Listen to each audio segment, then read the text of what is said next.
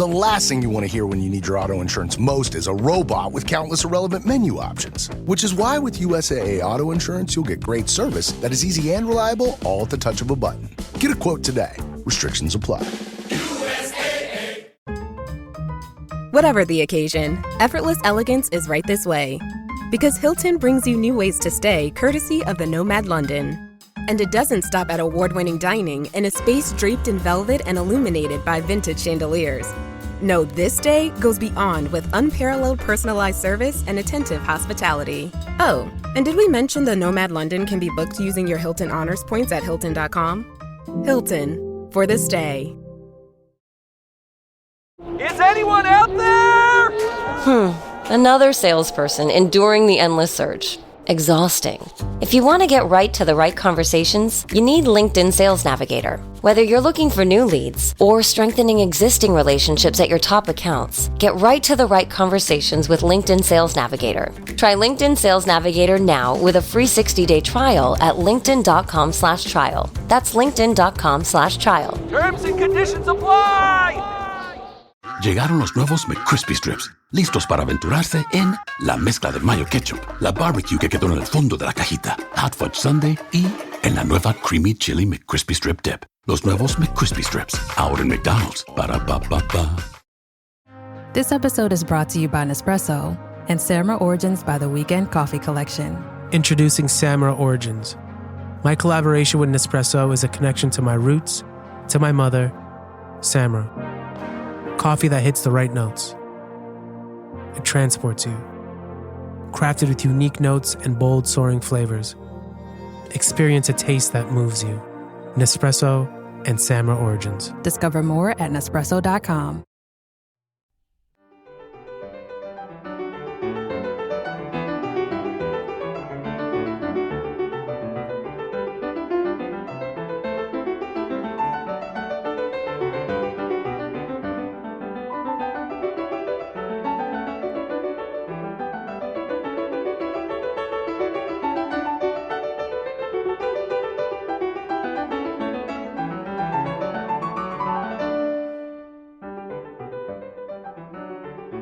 Oh, hi.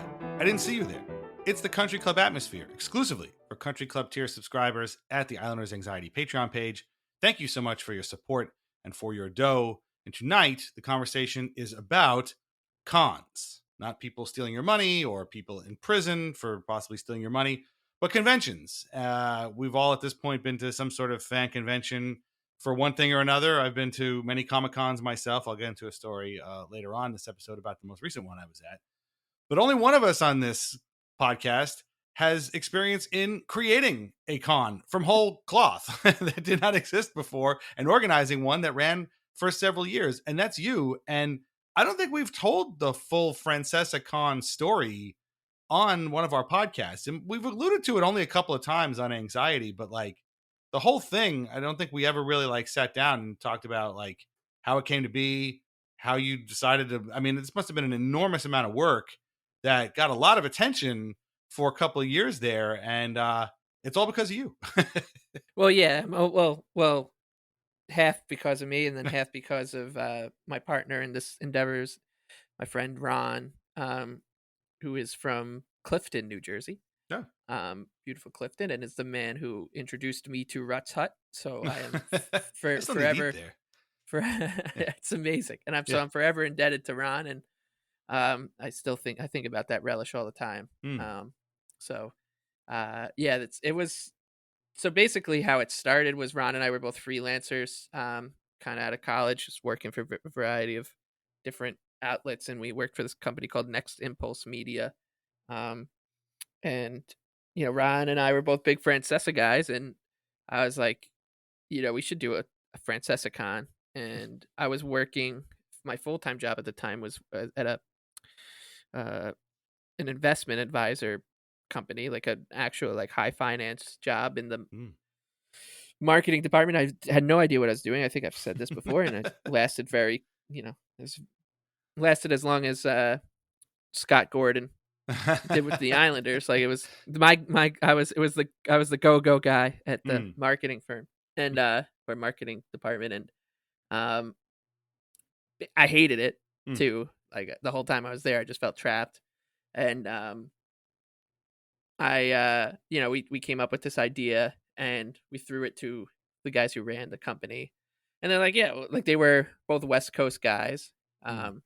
One was West Coast, one was Texas, and they knew who Mike Francesa was just through like viral clips or whatever. They didn't really understand like the actual cultural phenomenon here. I was going to say, because like you have to know about Mike Francesa to even entertain the idea of having a Francesa con. Like, yes, because or else there was going to be like, what the hell are you talking about? Like, but somebody to be like, oh, that's a good idea means that they know who Mike Francesa is. Basically. Yeah, and it's actually a funny thing that I've kind of come across through working at a variety of jobs. Right, when I was at MLB, which was in New York City, and most of the people in the office were New York City folks. When they found out that I was the Francesa con guy, they understood immediately what it was, who he is, obviously, and such. And then at Action Network, we had a lot of people from all over the country, Iowa, Illinois, Texas, everywhere, and they had this really, and a lot of people coming from like ESPN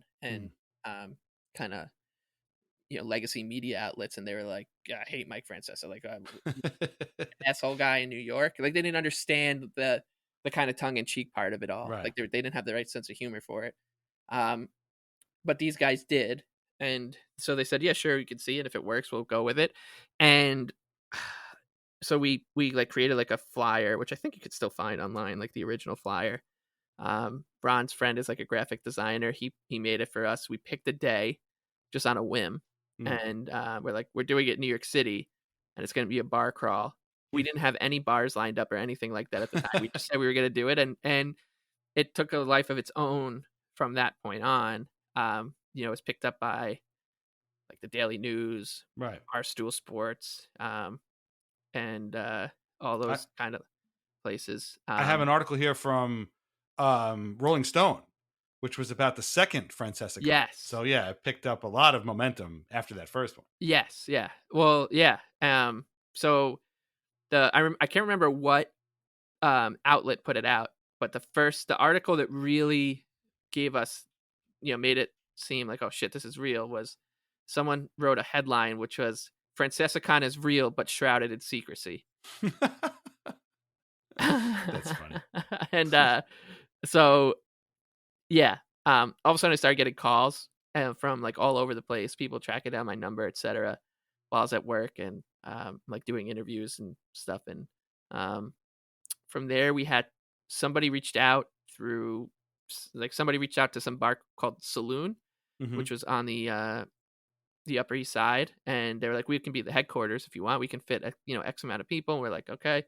And we picked a few other bars around the area, reached out to them, everyone was on board, and yeah, that was kind of the genesis of it. And what was kind of, if you're like you and I and aren't particularly fond of Barstool, one of the stories that I don't think I've ever told really anyone was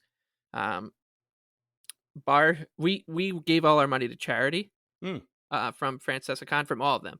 That's cool. Like we just covered like when we eventually graduated to Irving Plaza and all that, we obviously had to pay for that, and then everything on top of that we gave to charity. And the folks from Barstool, this is 2013, so a long time ago, had reached out. We're like, hey, we'd love to be involved. We'd love to like come and record like a podcast or something there. And we're like, okay, sure.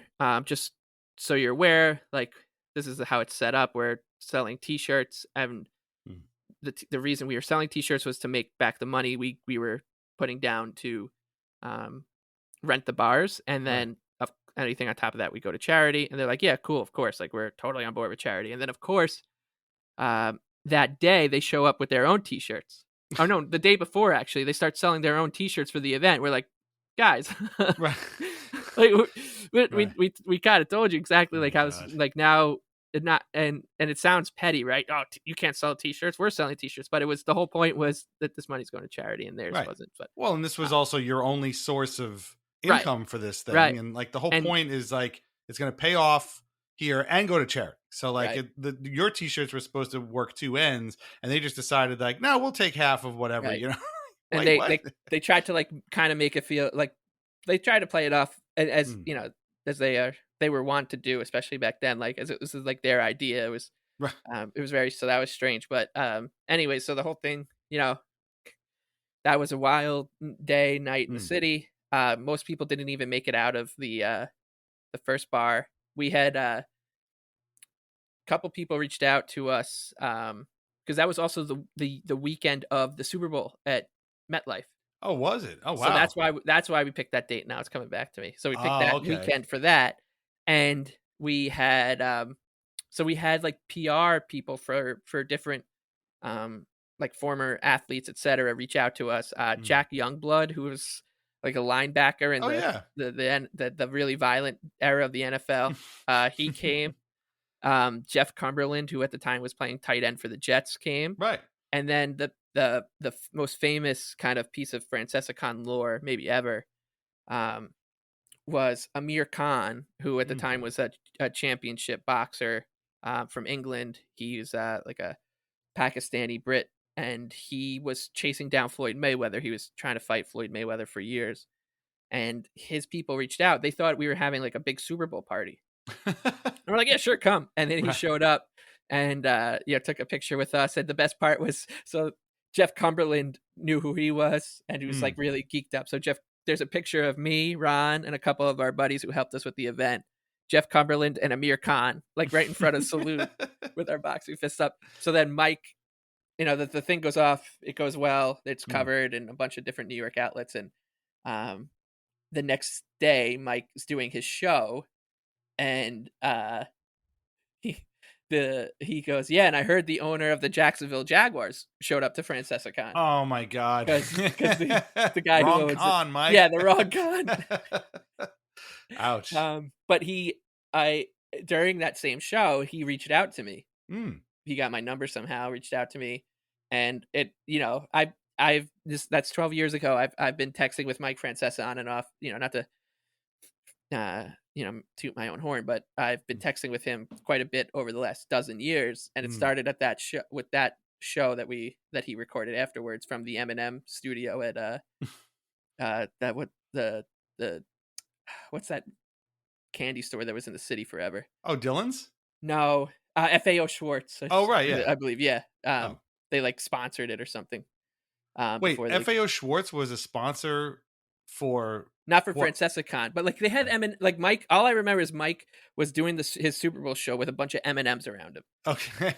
In the studio. I can't remember the context. So I thought it was like a candy store, right. Like the big candy conglomerate. Because FAO Schwartz was toys. I mean, either way, it doesn't make a lot of sense for Mike Francesa. Yeah. So, the text. So my texting with Mike, like Mike, a great thing about Mike is he doesn't break character, whether he's texting with me, whether he's on the radio, or whether you're talking to him in person.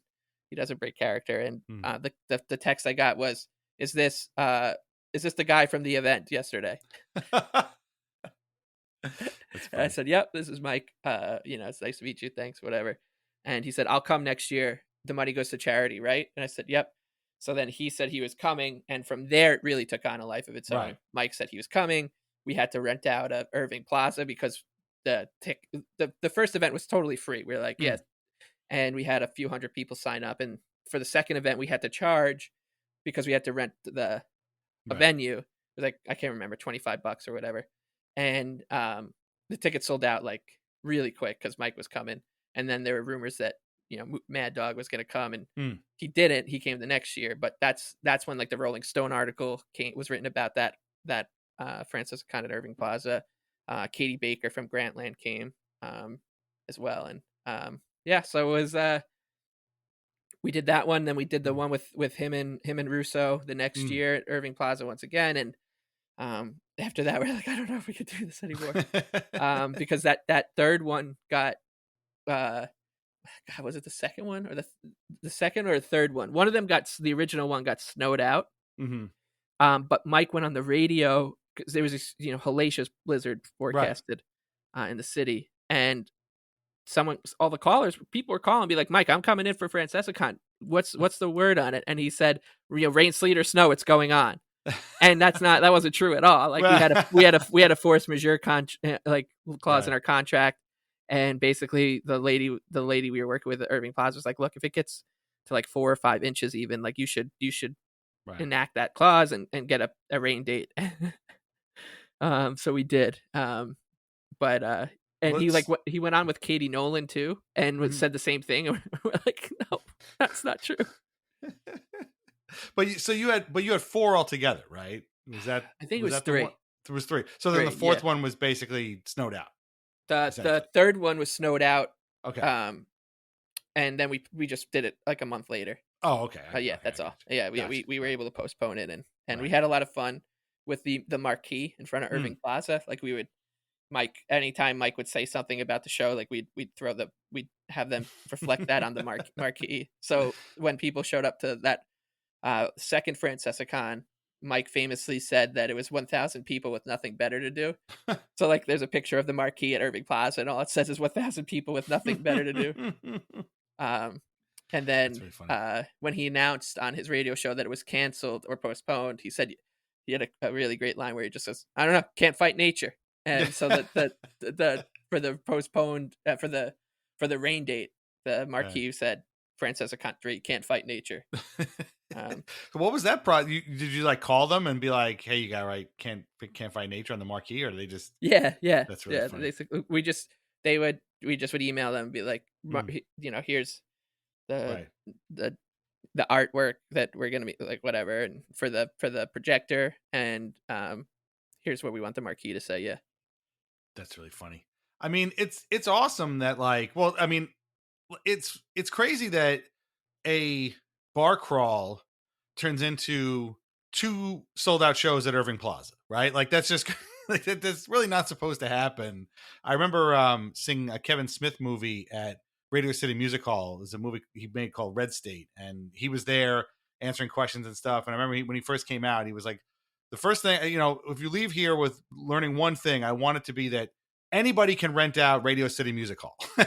And so we all laughed like, yeah, I guess you could rent out Radio City Music Hall. Cause like normal people don't think about renting out Irving Plaza, right? Or the Hammerstein or whatever. Like these are iconic venues, and you needed this place to host a convention that, again, a year before was literally just people going from bar to bar, and now it's taking on a life of its own. And a lot of that, obviously, most of that is due to the fact that, Mike Francesa, obviously, you know him very well, better than I do. But like, he doesn't come off as a guy who has a great sense of humor about himself, but clearly he has enough of a sense of humor about himself to reach out to you to say, hey, nice job or whatever, and I'm going to come next year and make it a thing. And then the year after, to get Mad Dog on there is almost like you have reached the mountaintop. Like what else? What's going to get better than that, right? Maybe Michael Kay and him having like a boxing match or something. I don't know, but like it's just incredible how in the span of 3 years it went from just a bar crawl to a sold out show at Irving Plaza. Like, when I think of Irving Plaza, I think of like, the Ramones or something like that. Like, I don't think of, my friends having, putting on a convention there, but you did it. Like, that's crazy. Have you ever now this is obviously a number of years ago. This is obviously well before you and I started doing this thing. But like, have you ever sat back and reflected on like how insane it is that you and your friend Ron accomplished this thing and made this a thing that got written up and got pretty famous pretty quickly? Yeah. I mean, I know, like, I have, and it's funny. We laugh about it to this day. And like, I'll once in a while, I like Twitter search FrancescaCon because, people, Mongos, as they were called, devoted fans of the Mike Francesa cult will like post kind of like nostalgia, like, remember this from picture from FrancescaCon or whatever. And, but at the same time, it is it's like a, if kind of situation, right? Where, it's a very strange, thing that happened, and it was great. It was a lot of fun. It was 4 of them, actually, now that I think about it. And because Russo and Fran, I think they came back again together. Oh, okay. Because you know why? Because then they did the 30 for 30, Mike and the Mad Dog 30 for 30, and they started they filmed at FrancescaCon 4. And so I'm in that 30 for 30, me and Ron. that's the the one where ESPN had us do a short like commercial, like a teaser commercial for it. And Oh, right. Yeah, I think and you told me about this. yeah, and I wore a shirt because at the time the Islanders were still trying to re-sign the guy that they drafted before Victor Hedman. So on ESPN, like on this commercial, I wore a shirt that said "Resign that guy," and we did the commercial from our bar, the bar I worked at, Buckley's. So there's like Joker poker machines in the background. It's great, but yeah. So like I do think about it, but more like not as like I can't believe I pulled that off, and more of a like that was strange, and amazing and so much fun, and I'm glad that Right. I'm like more grateful that it happened, than kind of like wow, proud of myself. It's because it was a fun thing.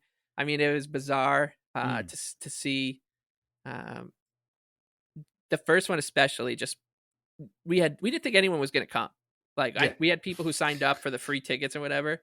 Well, like no one's gonna actually schlep up to 82nd Street and wearing Mike Francesa gear. And Right. the first person that came in, it was like a dude who's maybe 2 years younger than me and his girlfriend. And he just came in and he gave me and Ron a huge hug. He's like, "This is like exactly what I need Yeah. in my life right now. This is so great. Like I'm making my girlfriend come. She's probably gonna be the only girl here." We're like, "Dude, you might be the only one here. Like we might just all be here together for the rest of the day." And we were like laughing with this guy because he was a little early, and he was like super helpful setting stuff up.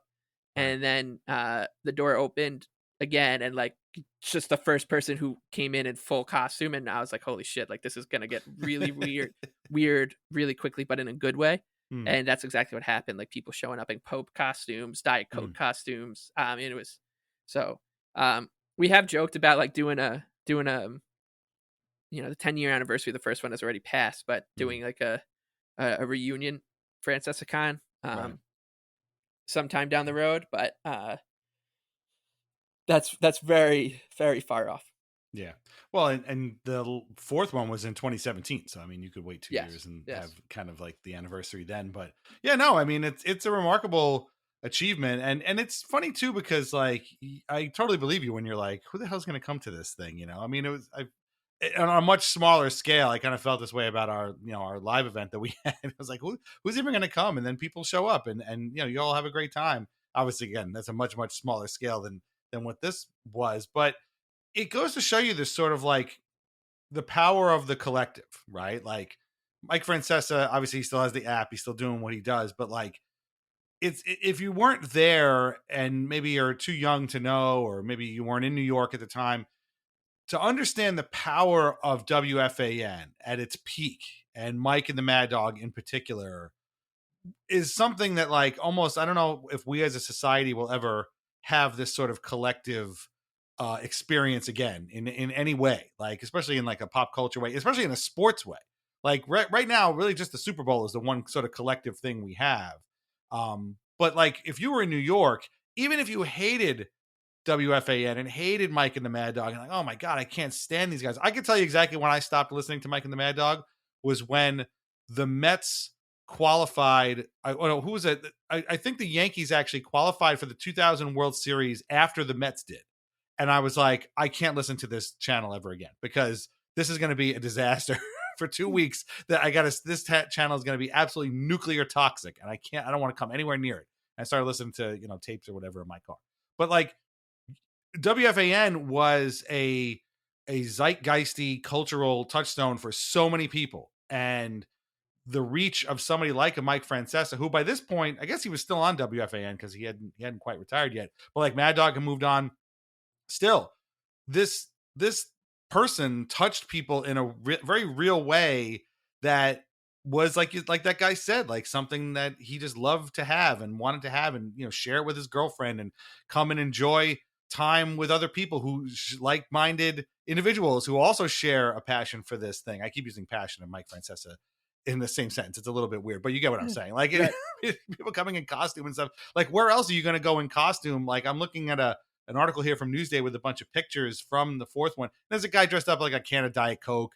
There's guys with like the Francesa shirts. There's at least one Islanders fan here. I wonder if he listens to our show. But like, it's crazy that this thing happened. I mean, you guys put it together. You did the work and got the venue and, put out the flyers and did all that stuff. But really what this is like, it's sort of a testament to this cultural thing that was shared by so many people that it's almost like you look back on it. You're like, I mean, obviously there's a 30 for 30 if you want to know more about it, but like you look back on it and you're like, wow, that was really a wild time that we all knew about WFAN, and everybody had their favorite moments or least favorite moments. Obviously for Islanders fans, we remember when Mike Milbury was on that show and Mad Dog was like, Mike, why do you still have a job? It's just like the funniest thing. And again, the answer is because there's no owner there. I don't forget what Mike Milbury even said, but it doesn't matter. Like, it just doesn't matter. That's like, to me, the greatest Chris Russo moment ever. Mike, how are you still the GM? Well, you have done let's be fair. You got to say it the way it is. You have not done a good job here. And yet you continue to hire and fire coaches. Your drafting is pathetic. You have not done a good job with your trades. And you're continually sitting in that seat. Ask the question that makes sense. Why are you still the GM? Because in the last 2 years, since Charles Wong got here, we've made the playoffs 2 years. 3 years he's been here. We've made a dramatic swing. We've acquired significant talent in Alexi Yashin, Michael Pekka, Adrian Aucoin, Chris Osgood before he was about to become unrestricted as a free agent.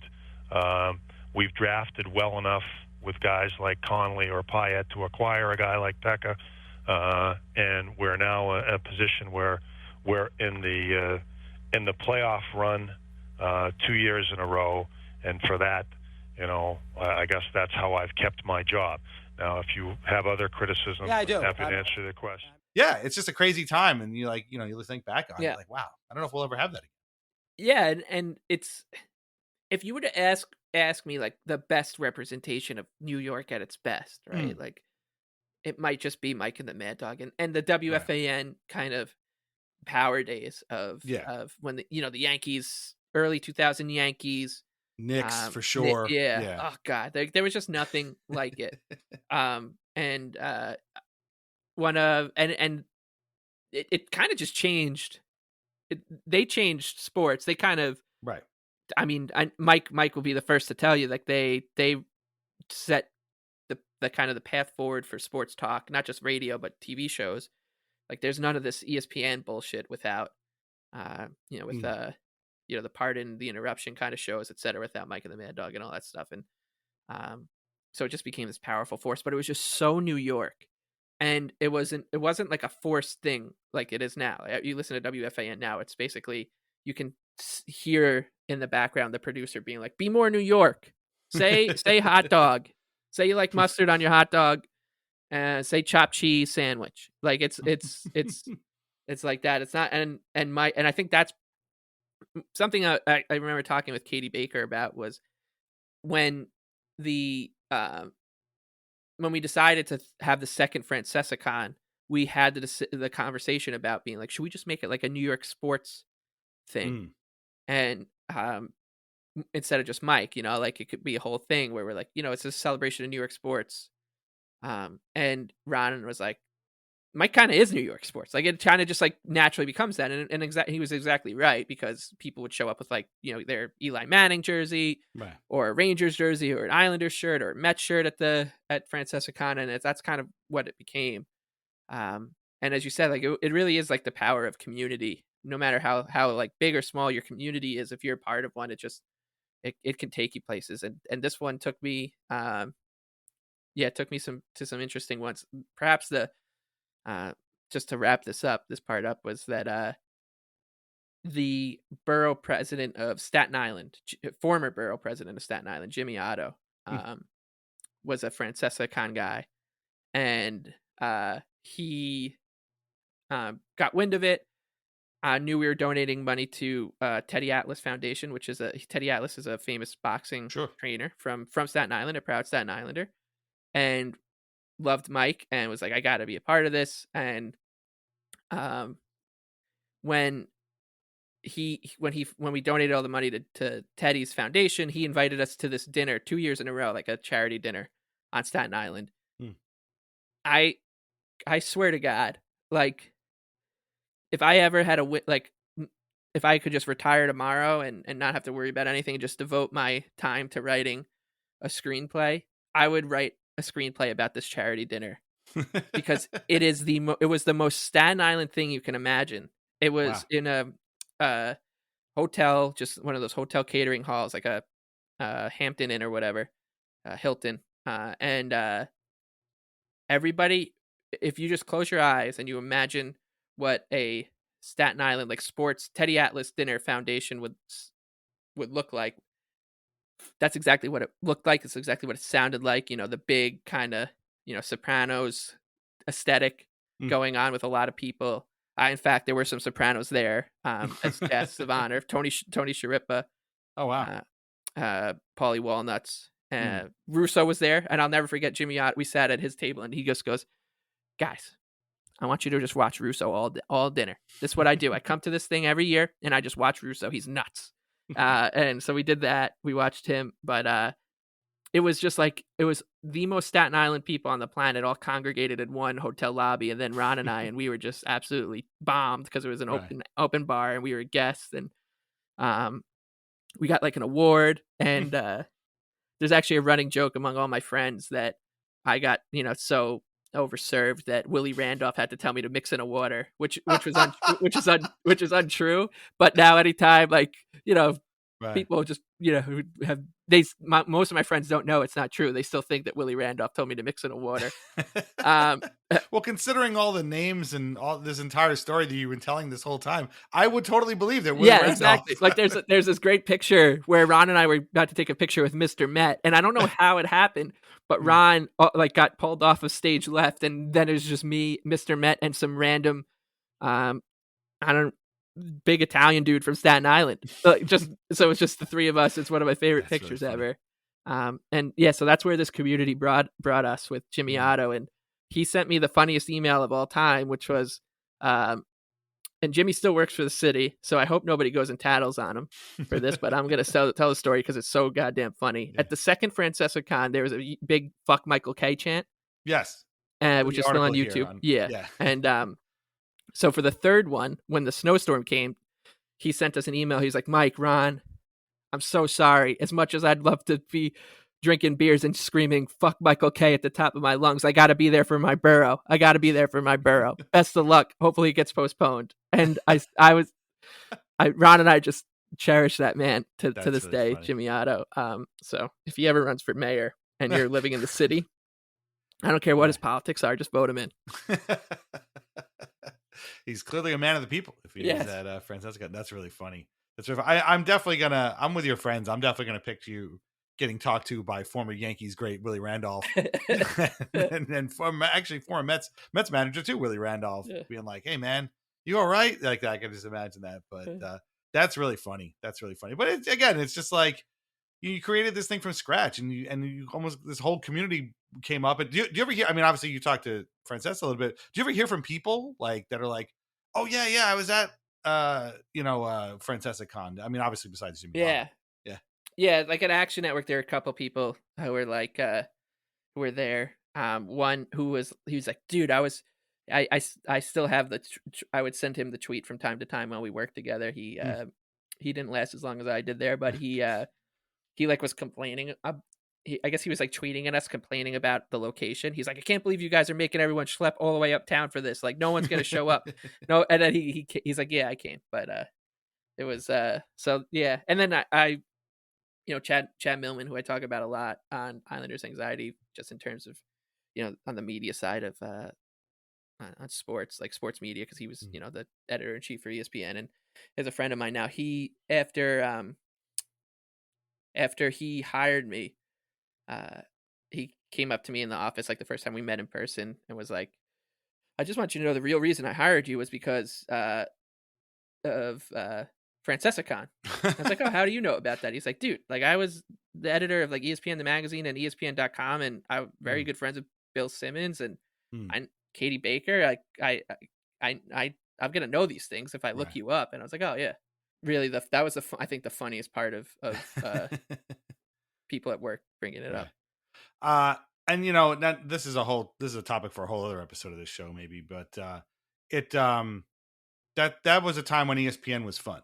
Like when Bill Simmons was fun, Grantland was fun. Like the whole ethos of it was having fun and not like just shouting and yelling at each other. And like, ironically, I think they may have taken some of the wrong lessons from Mike and the Mad Dog. Those guys shouted at each other, but it was still fun. Like it was still, there was a sense of like, this is a fun thing. It's everybody's hobby. We get passionate about it, but then, we know what's right place here. We're not trying to make it bigger than it is. But ESPN now is almost unwatchable. So it's funny that, he has that, you have that connection for him back when like ESPN was fun. And it was like a cool thing to do. And he was at the forefront of finding cool sports things. And Francesa was one of them. Yes, exactly. Yeah. That's really cool.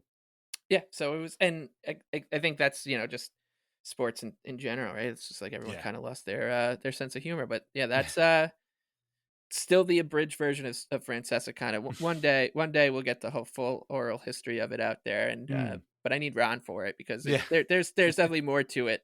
I mean, I couldn't even remember if we did 3 or 4. That just tells you where my how mush my brain is these days. But right, I completely forgot about the 30 for 30 and all that. So right, that's a long time ago. Again, yeah, you've had several jobs, you've had 2 kids, you got married. We've been doing this every week. I mean, every time we turn off the podcast, I completely forget both the things we both said. So I mean, exactly. I totally get what you're saying. And I would be remiss though to say to if I forgot to tell one final little story, which was that our friend, his late dad was a NYPD cop for years and years and years. Was just the biggest Francesa guy and big New York sports guy, like the the type. And he was really excited about it to come, and so we put him in charge of security.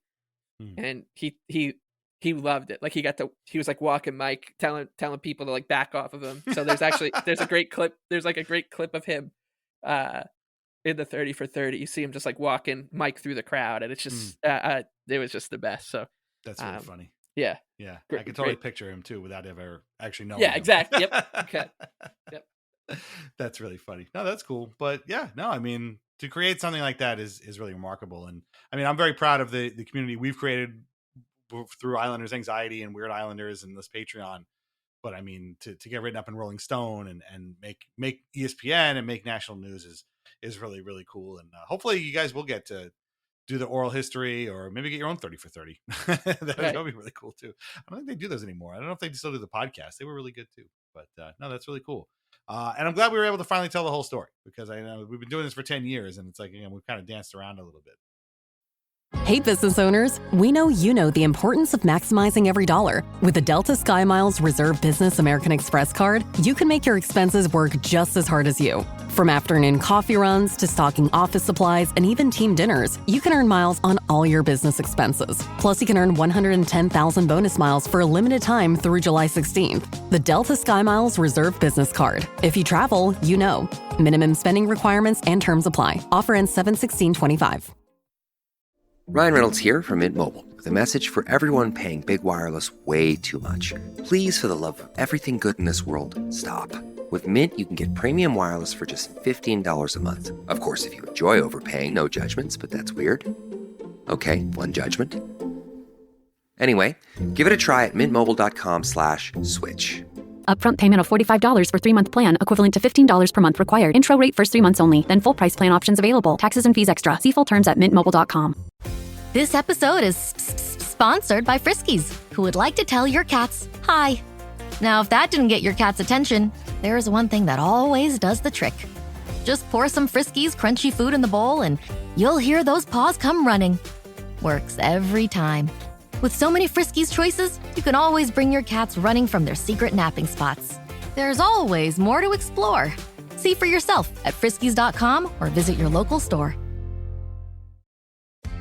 Are your business expenses playing hide and seek? With Uber for Business, the small spends that slip through the cracks, like rides and meals, go right where you need them. Because it integrates with leading expense platforms, you can say goodbye to surprise costs, missing dollars, or chasing receipts. Everything's track downable. Uber for Business. Make small steps that make a big impact. Learn more at uber.com/small steps.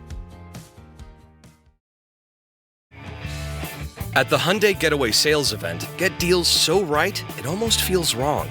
Now's the best time to get that Hyundai you've always wanted. Plus, every new Hyundai comes with America's Best Warranty and 3 years or 36,000 miles of limited complimentary maintenance. Don't think you can get away with all that? Think again. The Hyundai Getaway Sales Event. Visit your local Hyundai dealer today. It's a great day for a new Hyundai. I thought about this because this weekend I was at a Comic-Con. My con stories are going to be not nearly as interesting as yours are. But the reason we're talking about cons right now is because I texted you last week and I was like, I'm going to a Comic-Con in Jersey here this weekend. Maybe I could talk about that and you could talk about Francesca Con. And you're like, yeah, sure. Because I was going to talk about my experiences at New York Comic-Con, which I've gone to many, many times. I went to this year too. I took a break for a long while because it got very expensive and it's basically like 4 days of mayhem now, or it used to be just 2 days of fun, kind of tiring, but fun. And now it's just literally 4 days of like complete insanity. And it got a little bit too much. But I went to this con this weekend. It's called the Super Jersey Comic Book Expo. Here it was in Jackson. If you've been to Great Adventure, there's like a big dome right near there. That's like an indoor driving range.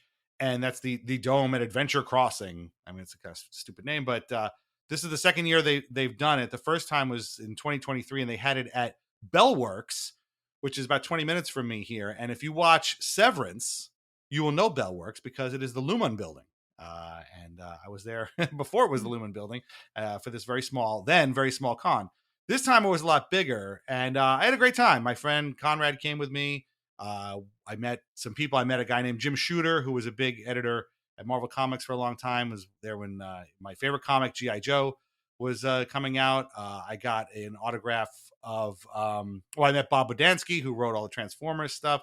I got an autograph of Danny Fingeroth, who was an editor for Spider-Man for a long time, wrote a book on Stan Lee that I have. I mislabeled him as an editor of Batman. He corrected me to say Spider-Man. I felt very dumb, but then he made small talk with me, I guess, to make me feel a lot better. So that was fine. The cast of the X-Men cartoon was there. It was actually kind of cool for the second year Comic-Con. It was actually quite good, and there was a lot of space. It was nice to walk around. You don't usually get that at Comic-Cons. And of course, there's lots of people selling stuff. And it ended up being one of the greatest days of my life. As some of you know, my favorite comic book of all time is G.I. Joe, Real American Hero, published by Marvel Comics between 1982 and 1995. I've been collecting these since 1984. I bought my first issue, number 24, from Collectors Comics in Massapequa, Sunrise Highway. It's not there anymore. In 1984, and I've been collecting them in little bits and pieces ever since. Every time I was at a comic book shop or a flea market or whatever, I saw issues I didn't have, I would buy them. I realized about 18 months ago that I'm like, wow, I almost have the whole thing. I should really try and find, get the last ones here, which of course the last ones, which are the most expensive ones, managed to pull together just about everything except for one issue, the final issue, number 155. And by that point, I already had all the yearbooks and all the spin-off episode issues called Special Missions. So I had everything except for just the final issue, number 155. And I was there with Conrad, and we're walking around, and there's all these guys selling comics. And I'm like, it's not going to be in a box. It's going to be on a wall because it's like a big deal. And sure enough, I'm looking at some video games, and he taps me on the shoulder. He's like, hey, what does the cover of that issue look like? And I'm like, oh, they're standing around folding a flag because the pit is being decommissioned. And he's like, I think a guy over here has it. Sure enough, I walk over there, and there it is. And I'm like, and it's not graded. It's just in the bag, just the way I wanted it. And I asked the guy, I'm like, how much on the G.I. Joe 155? And it ended up being much, much cheaper than I thought. Usually it goes for well over $200 on eBay, sometimes $300. This was well below that. And I bought it, and a sense of relief and excitement and happiness washed over me like I had never felt before in my life holding this thing. Conrad later was like, oh, we didn't take a picture of you with the thing. I was like, yeah, I know. I took a picture of it myself. I put it on Blue Sky. I mentioned it, but 30 plus years, almost 40 years of me collecting these comics.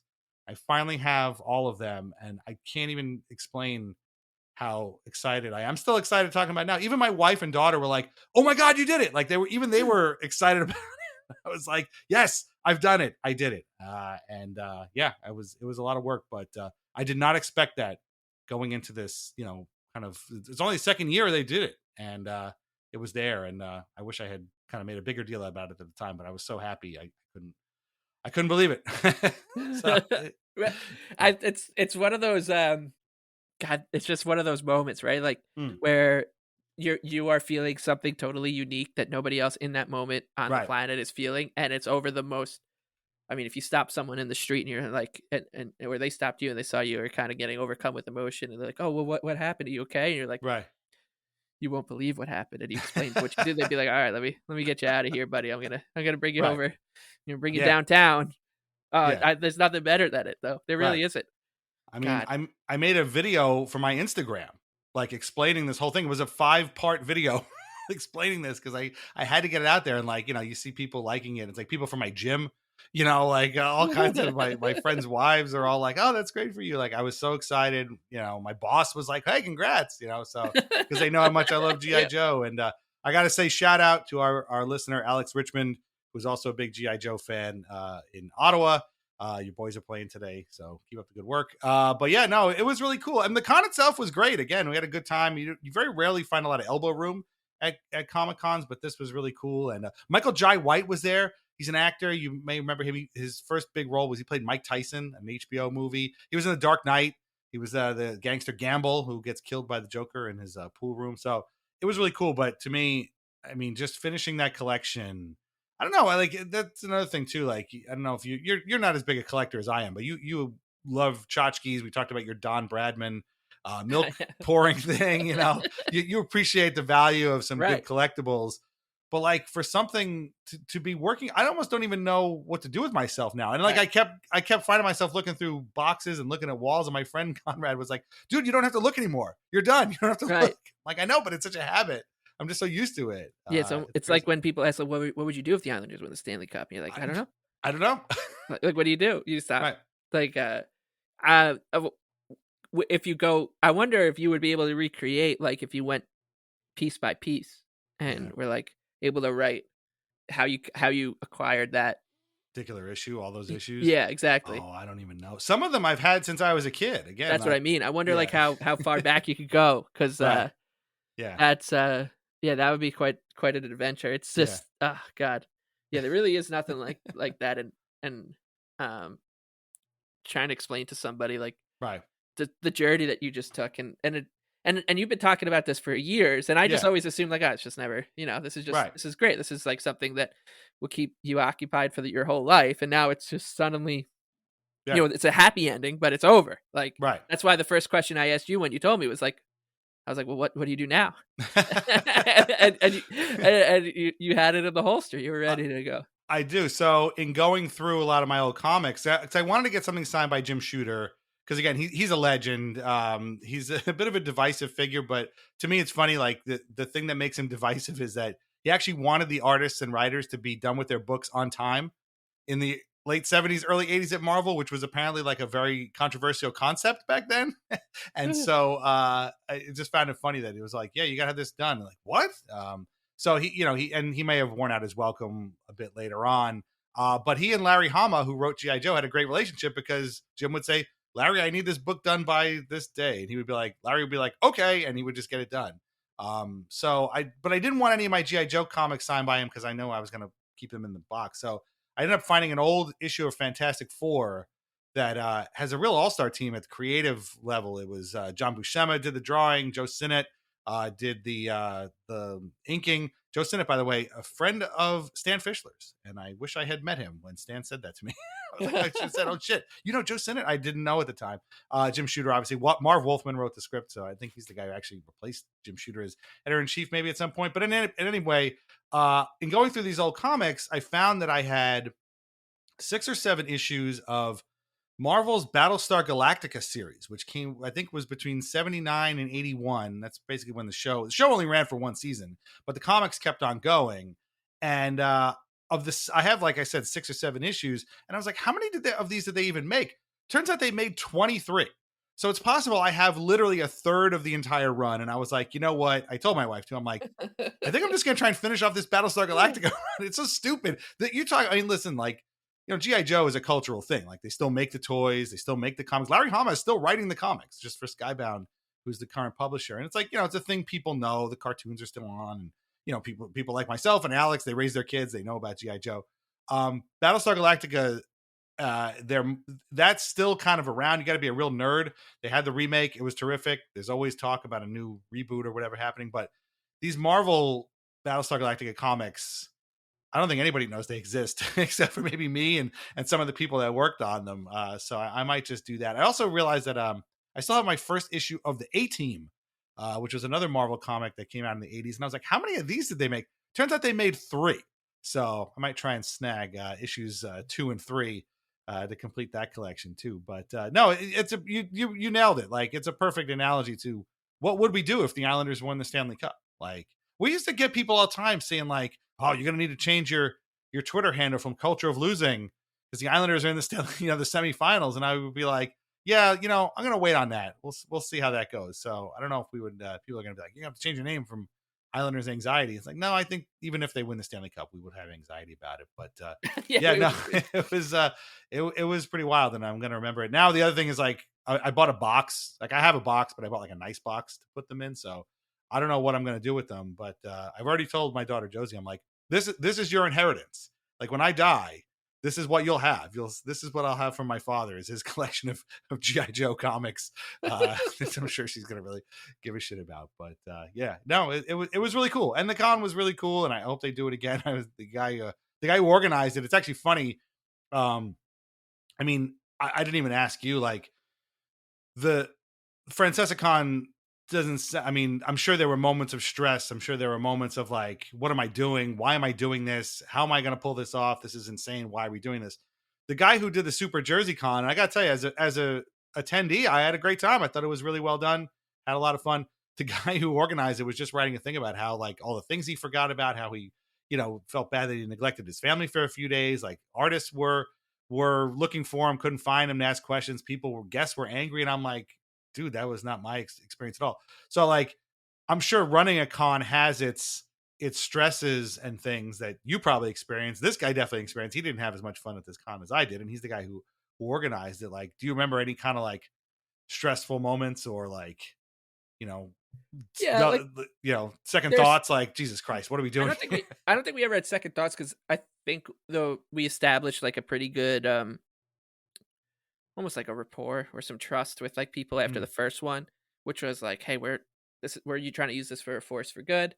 We're not trying to like pull one over on anyone, but still, like, at the second one, people were like, I can't believe I got to pay like $9 a beer. Like, and we made it clear to everybody coming in, like, they let us create a couple drinks, special, like, Diet Coke and vodka or some, stuff like that. Right. Like, and we made it clear, like, look, like, this is how it works. Here's like the one sheet you need to know. Here's when you show up. Please just know, like, we're not the ones who set the price for the bar. Right. Like, that's them. Like, like, and all that kind of stuff. And but you still had some people who are just, people like to complain about stuff. So, sure. But for the most part, we had 1,000 people there. I would say like 960 of them were very, very well behaved. Similar to the darts, right? Like right. When I went to the darts, me and my friend were just amazed with how these absolutely obliterated drunk people were just being really well behaved, because everyone understood when you walk in, hey, I don't want to be the one to fuck this up, right? Like, this is a good thing. I don't want to be the one to ruin it. And when you establish that, it's okay. So the stress, but like the stress was kind of fun too, like showing up in the city early in the morning, and we'd always make a weekend out of it, like get a place like an Airbnb and dinner and all that kind of stuff. Yeah, no, that's cool that everybody was well behaved, and that's the other thing too. I just was walking around thinking about during the Super Jersey Con that I was at, was like, I have come to, at first, the Comic-Con experience, and again, I've been to a million New York Comic-Cons. I've been to a couple here in Jersey. I was at one. There was a precursor to the New York Con at some point that I went to, where I got my Lou Ferrigno autograph, and which is still like literally behind me on the wall. Nobody was talking to him, and I was just like, holy crap, that's Lou Ferrigno. I went up there, got an Incredible Hulk poster signed, talked to him for a few minutes, shook his hand. Not as tall as you would think, at least not as tall as I thought he was growing up watching the Incredible Hulk. I did not get to meet Adam West and Frank Gorshin and Yvonne Craig, because they were all eating lunch at that time. I thought it was pretty cool. But I've been to a million of these things, and at first it was like the experience, trying to see as many people as you could, and maybe get some stuff that you couldn't get any elsewhere. But now I find the joy of the con, and again, this goes to Francesa Con too, what I was just talking about. Like, people are there sort of living their best life. They're being free. They're being themselves, and they're letting their creativity and guard down, and being as expressive as they can. And I know that's like the joke about everybody going in costume, and you see the Big Bang Theory and they're all dressed up like hobbits or whatever, and it's played off as a joke. But like, when you see people come to these cons, and like my friend and I, when we went for lunch, we walked across the parking lot to go to Popeyes, and we walked in, and like there was a table of like, I think half a dozen probably early college kids all dressed in costume. And I didn't know who any of them were. I think they were all anime characters or whatever, but it was like, I felt like it was cool that they were allowed, and they found a place to like express themselves and be this way, and be free, and feel comfortable like this. Cause I'm sure they all have jobs and families that are like, oh, that's dumb. But like here, it's not dumb. Here, it's awesome that you're dressed like an anime character or a Marvel character. Or, I mean, the guy in front of me online to see Jim Shooter was dressed like Jubilee, who was one of the X-Men, and I was like, that's awesome. So I'm come to really appreciate that part of the con, is everybody being there to be part of the community, relaxing, letting their hair down. There's no animosity. There's nobody making fun of anybody. Everybody's getting together and taking pictures and being like, you see two guys dressed like Deadpool getting together. You'd be like, dude, that's awesome, because his Deadpool costume is different than this Deadpool costume, or this guy's Ghostbusters backpack is different than this other guy's Ghostbusters backpack. And it's really fun. And I've come to appreciate that. There are a few too many people sometimes at especially New York Comic Con. It's wall-to-wall people. It's complete insanity, but I'm come to appreciate that. And again, I'm looking at the pictures of Francesa Con, even though it's a completely different avenue and a completely different, slice of the con world and a completely different audience. You could see it's there too. People are there together because, if they went and talked to their coworkers about what Mike Francesa said on WFAN, the coworker would be like, what the fuck are you talking about? But here, everybody knows, like it's a part of this sort of shared language that they're talking about. And you can really relax. You don't have to like hold that. You don't have to guard that and keep that closed off. You can really enjoy it. So I've come to really appreciate that part of the con experience, more so than the $9, pretzels or whatever, or the wall to wall people, or the exhaustion at the end of the day. Is the freeness and the freedom within the walls of the con, which is really, really cool. Yeah. And there's no better feeling than that, right? Like just like walking into a place and being like, I can just, nobody here is going to be like, yeah, look at this weirdo, right? Everybody here gets me. That's the thing. Yeah. Everybody here gets it. It's such a nice feeling that I just wish more people kind of understood, because I mean, hell, that's the whole point of sports too. Right. Like, Exactly. Wait, you're not here to like sound smart with talking about Noah Dobson's expected goal rate. Right. No, man. I'm here because I got my Alexei Zhitnik jersey on. I'm here to yell at the other team and to yell for the Islanders, and then go home and just be a dad. So forget all that and just go back to being a dad. So yeah, that's true. Are there any? I know again, you are a dad. You're a very busy dad. Are there any sort of like, I don't know, not necessarily cons, but are there any gatherings that you would like to go to at some point in the future? Is there like a darts con or a cricket con that it probably happens in England or Ireland or something like that? Would you love to go to that? I would love to see, like, I want to say they're cons, but like I did the darts. I love the darts. I'd go back to the darts in a heartbeat. I love going to the track on like days where it's not a stakes race, like going to going to Aqueduct or Belmont on like a random Wednesday or Thursday, as well.